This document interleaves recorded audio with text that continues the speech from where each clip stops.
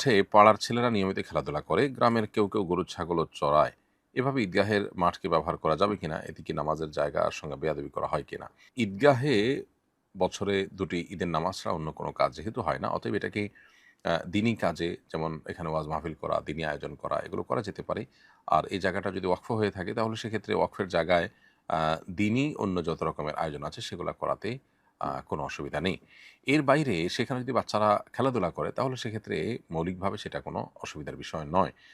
নবী করিম সাল্লাল্লাহু আলাইহি ওয়াসাল্লাম মসজিদে নববীর পাশে আঙ্গিনাতে বাইরের খোলা জায়গাতে আপনার ইথিওপিয়ানরা এবং বিভিন্ন সাহাবীরা খেলাধুলা করেছেন মর্মে হাদিসে সাব্যস্ত রয়েছে। আপনার ঈদগাহ মাঠে যদি বাচ্চারা খেলাধুলা করে সেটা মাঠের শানের খেলা বা বেয়াদবি হবে বলে আমরা মনে করি না।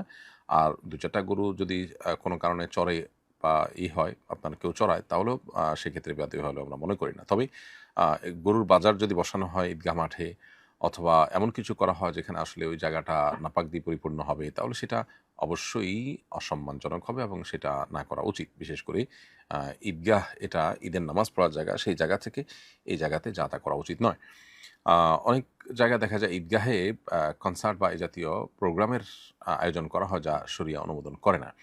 তো সেরকম বিষয় থেকেও ঈদগাহকে যথাসম্ভব পবিত্র বা আপনার মুক্ত রাখা উচিত।